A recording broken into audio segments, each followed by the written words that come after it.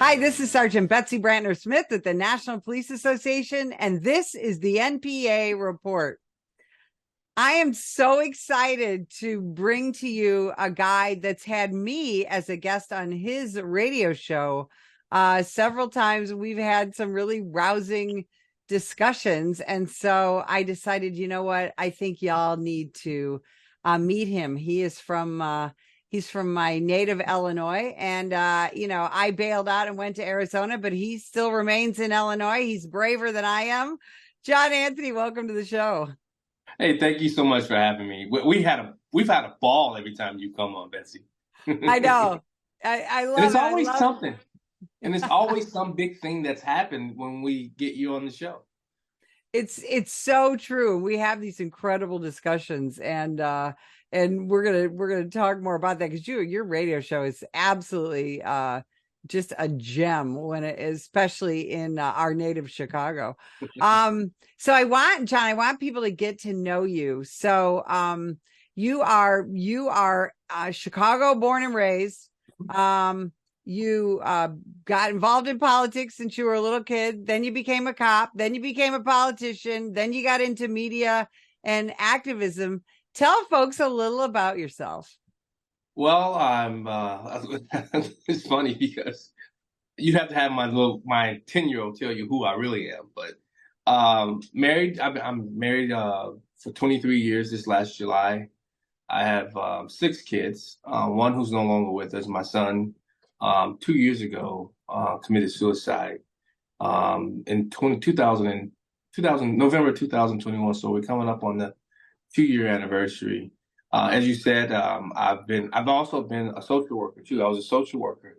So I dealt on that opposite side of a lot of what law enforcement deals with in the community in different communities. So once I got out of social work, I became a city cop, and then I became a deputy sheriff. And while as a deputy sheriff, I got hurt. I was nursing my wounds, trying to get back to health, and an opening came up in the Illinois legislative body in the House.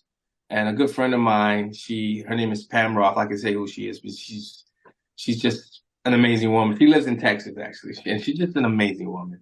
And she said, "Hey, I'm leaving." And I said, "Okay, why?" And because I helped her in her campaign.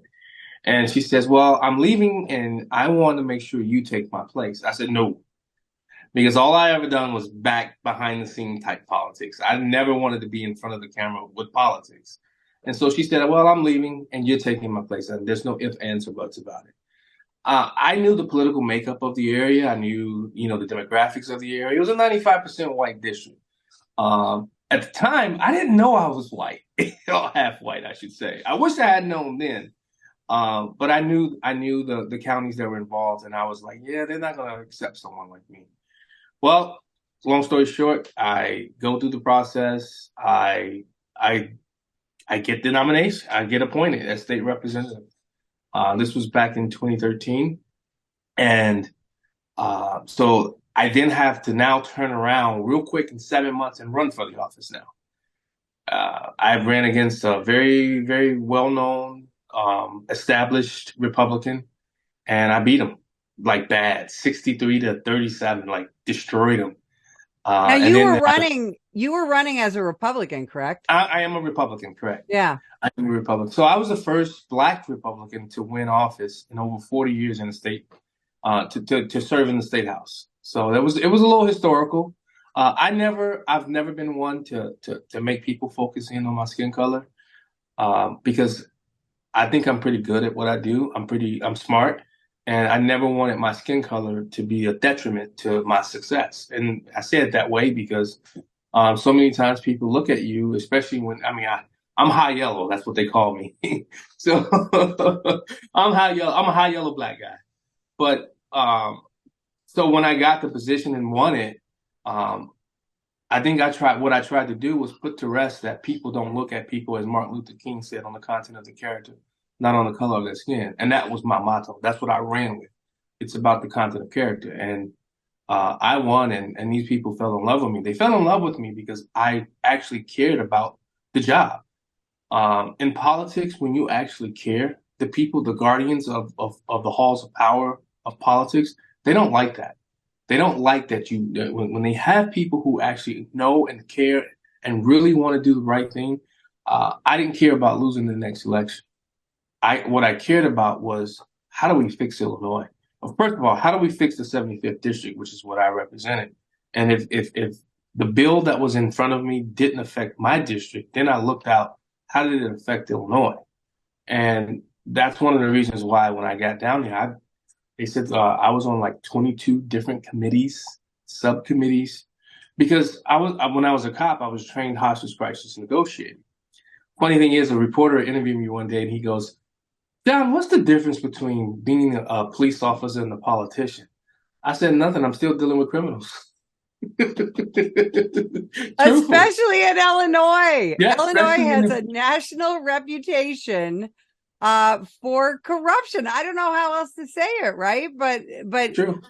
And we do it equally. We put Republicans in prison. We put Democrats in prison. It's just one of, and it's been that way since I was a little kid. Yeah, it's the system and how it's orchestrated, and it's, especially here in Illinois, it's been pretty much dominated by one party for the last close to century, especially when you look in the city of Chicago. Chicago hasn't really shifted, and it's unfortunate because when you look at my brothers and sisters, I know friends and brothers, and I have family members that serve on the Chicago Police Department, and it's exhausting for me to even think about what they have to deal with, So got out of politics, and I was out of politics for a couple of years, and I'm at an event. I believe Liz Cheney was the speaker at this event. And I'm walking a group of, it was like 6 or 7 of us black guys, right? We were sitting talking about the politics of the day, and this guy's following us. And so, let me go back. The night before, I made a post on social media. If I got a radio show or started a podcast, would you listen? It blew up. People saying, yes, we would definitely tune in. So that very next day, I'm at this event. This guy's following us. I turn around and I say, because you can get that cop spidey sense. And I just finally turned around and looked at him and said, "Hey, what are you doing?" He's writing notes, copious notes too. He says, "Oh, I'm just listening." He said, "This is a very fascinating conversation." And I said, "Who are you? Who are you with?" He says, "Oh, I'm with AM 560, Salem Communications." I said, "Really?" I said, "It's funny that I'm meeting you right now." I said, "I just made a post last night on Facebook saying, what if I started a radio show, and here you are." I said, "Put me on the radio." He goes, "Really? Serious?" I said, "Yeah." He goes, "Let's meet for coffee." A week later, we met for coffee. 2 weeks later, I'm sitting in the station's conference room with the station manager and the number 2 guy at the station. 3 weeks later, I'm starting Black and White Radio. And the rest is history. And the rest is history. I'm now working on my 5th year on radio now, and I'm also a part-time employee of the station now, so I do all the filling in for all of the hosts when they can't make it, and I'm loving it. Radio has been so cathartic for me. It's allowed me to have a voice I didn't even know I had. And my show is heard in all 50 states and close to 64 countries, I believe it is. So, and one of the things I get all the time is your voice is just so authentic. You tell it like it is. You're not afraid. I'm not afraid to be canceled. I've been canceled. I've been almost literally destroyed to the point of death. And my thing is, I know God is on my side, and I'm going to speak truth to power. I'm going to speak truth unadulterated, and it's going to be authentic. It's going to be real because I don't know any other way. And I love that you say that because you are a guy who understands being canceled, and you're a guy who really embraces resilience, and you're a perfect example of that. Not just on the radio, but just as a public servant, as a dad, as a husband, and I think that's what's so admirable about you. I think that's what draws people to you. Talk about what kind of pushback do you get being a Black conservative and a Black Second Amendment guy. Yeah. Because that's got to cause you some consternation in your professional life for sure. I do. I mean, it's the last 5 years on radio. It's been quite a journey, and I say this because I said this on my show. It's not so much being a Black conservative that bothers a lot of people. It's when you put the scarlet letter R, Republican, and I call myself a conservative Republican, and I get more pushback, especially from other Blacks. And I have a huge Black listening audience who are on the left, who are Democrats, and we go at it. We go at it on the radio, and then we'll go meet somewhere and have a drink and eat. And that's one of the things that I wanted my show to be about. I don't do gotchas. I don't name call. I want to have intense conversations where we don't have to agree on the issues, but we can start somewhere and continue out our conversation. And I don't hold back. And I think it's they tried to cancel. They called into the show, telling my station that I shouldn't be on radio, things of that nature. But I feel like Esther in so many essence in so many ways. For such a time as this, God would put me on these airwaves to speak His truth. I'm a Christian. I'm still searching for to be a good Christian, or Aren't we all? I'm not there yet. But I strive every day to be a good person. I strive every day to when I wake up to take care of the girls, my 5 girls that I have here, and my wife, and just try to make the world a better place. And I found that most people, they don't like that, especially in the political realm. And they will do any and everything. I mean, I've had people tell me they want to fist fight me. I say, well, this is where I'm at. We can meet there any day of the week. And I've been called racist for talking about Black on Black crime, talking about actual crime statistics, prison statistics. What do you think we're going to need to do as a country? And I guess we could start by talking about the city of Chicago, to tackle the multitude of homicides of young Black men in this country. How do we stem the flow of blood in our streets? Remove every single elected official in the city of Chicago right now. That doesn't understand the problem, the issue, and who only want to put bandages on the problems and then say, "Ha ha, I fixed it." Chicago had a police superintendent, Phil Klein. You remember Phil Klein? Mm-hmm. No matter a lot of people had problems with Phil Klein, but one thing he did understand was he supported and backed his people, the men and women on the street. The superintendent's position should be stripped away from the mayor. The mayor should be able to appoint, but that should be its own autonomy. The police superintendent's position should not have to worry about losing his or her job, because of fear of retribution from the mayor. You allow that position to be complete, or either have somebody, or have it where you run for that position, where it's completely the people vote this person in. Because if you don't, David Brown, the former superintendent of Chicago, he went into a hapless situation. There was no way he was going to come in and change that until the fifth floor releases its stranglehold on the superintendent's position.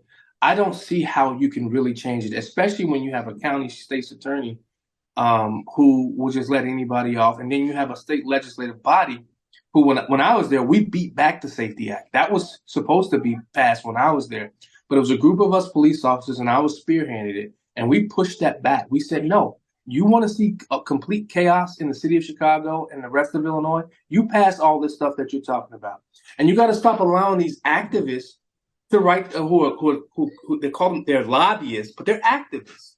You have to stop allowing them to run to pass the legislation or write the legislation and then pass it, and then the rest of the citizens of Chicago and the state of Illinois suffer from those unintended consequences from these bills.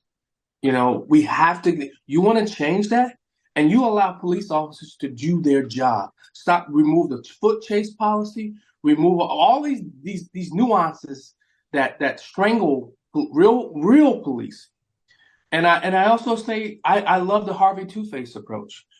And I've said this time and time again. You remember Harvey Two-Face from Batman? He had that pretty side, but he had that ugly side. He had that side. You go ahead, just continue all the caps and all of that, but you get these units out there and you get them busting up. Bring back stop and frisk. Stop and frisk has crippled policing.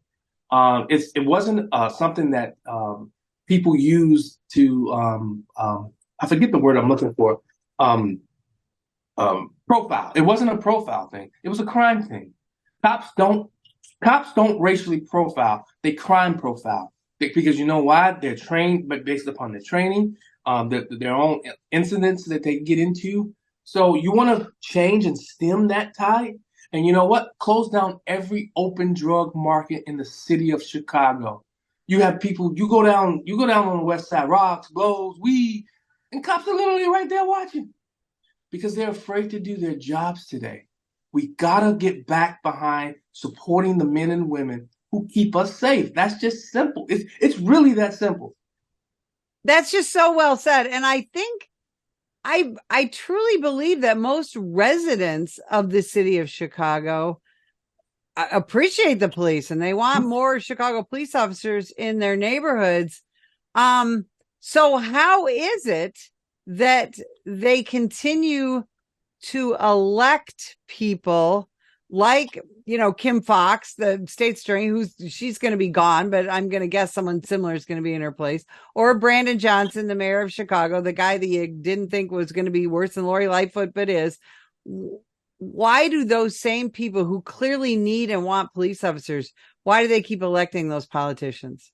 Well, I think there's a couple of different reasons. And as you know, here in the state of Illinois, we were some of the first in how we do our elections. The process in which we do our election season, not election day, has to change. Because, and as you know, let's just say one party has an operation in the city. I know because I was a part of it. I'll never forget my stepfather. I was a young teenage kid, and he would get a list. He would go to the polling station, get a list from the precinct judge, telling him who hasn't voted. He would go and knock on the door. Hey, Mrs. Smith, you coming out to vote today? No, I'm not voting today. But somehow that person voted. The system that Chicago, I know because I saw this with my own eyes growing up. The corruption and how they go about and I mean you can literally walk into a precinct on election day and vote even if you're not registered. It becomes a provisional ballot. So that system has to completely change. I want IDs. Everybody that wants to go and vote has to have an ID. You want to hear something even far more radical? How about we give everybody a voting number so we know the number that has voted and hasn't voted? That's so the system of how we vote has to change. And I think when the other side, I'm trying not to be political here. The other side, there's an emotional tug that they've been brilliant at doing, whereas Republicans are more rational, reasonable people that they don't understand the emotional tug and the emotional tie that a lot of voters have to their people. Because here's the reason why: they took care of me. And so that's that emotional attachment that's with the Black community and the people, and the Republicans don't show up. They simply don't show up into these communities. I've been screaming at Republicans here in the state of Illinois. There's a big immigration issue for the past how long here in the city of Chicago. Hello, Republicans, go to those meetings, go talk and introduce yourself. Bring your team. Do back to school events. Do back to get their haircuts. Republicans pay for these things. We can do it, but we don't because we feel like it's a lost cause. Well, I was born and bred a Democrat and hated Republicans as I was told to do as a youngster. It wasn't until I started interacting with them and realized that they were the ones that are actually, their message and messaging can actually help the Black community. And I started waking up and I started listening to the likes of Rush Limbaugh, and Rush Limbaugh is like everything to me. I have his picture when President Trump gave him the medal with his white pen in it, right up here in my bookshelf. I keep that with me because I'm not in radio without Rush Limbaugh, because he gave me the courage to come out of the Republican closet as a Black person and saying that it was okay to do so. So there's a lot more different things that as to the reason why Black people still. My co-host Valon, I call him the troublemaker. He says because they like to check, cut them the check. That's all they care about, and that's what happens during election season. There's a lot of money, especially when you have you have a billionaire like J.B. Pritzker. He just cuts a check, sends that money out into the wards, and people get paid. So, my thing, and another thing is, let's get rid of part. No Republican or Democrat, you have to run on policy. And I guarantee you a conservative message would win out anywhere it's tried if it doesn't have an R or a D attached to it. Yeah. I believe that with every fiber in me. Yeah, I think you're absolutely right. John, I wish we had about an hour to talk, but we've got 30 seconds left. Tell people where they can find you. Yeah, at Black and Right. I'm every social media at Black and Right Radio, and my website, blackandrightradio.com. Thank you so much. I really appreciate you doing this. Well, I can't wait to talk to you again. Thanks for spending time with us today. And if you would like more information about the National Police Association, visit us at nationalpolice.org.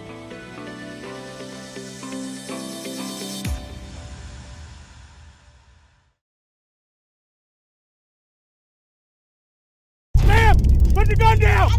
Put the gun down! Last year, law enforcement officers were involved in hundreds of thousands of use of force incidents. A use of force incident is when an officer must use nonverbal tactics to gain control of a dangerous situation. Put the knife on the ground. In many cases, officers have no choice but to use force when a suspect doesn't comply with a lawful order. Use of force is always ugly. No one likes it, especially police officers. Together, we can help de-escalate these dangerous encounters. Help police officers by complying with their lawful orders. Don't attack, attempt to disarm, or flee from an officer. Use of force is an officer's last option. Most incidents can be avoided by not resisting arrest. If you feel you've been wrongfully detained by a police officer, then seek a legal solution after the encounter has been resolved. Let's keep everyone safe. Comply now and complain later.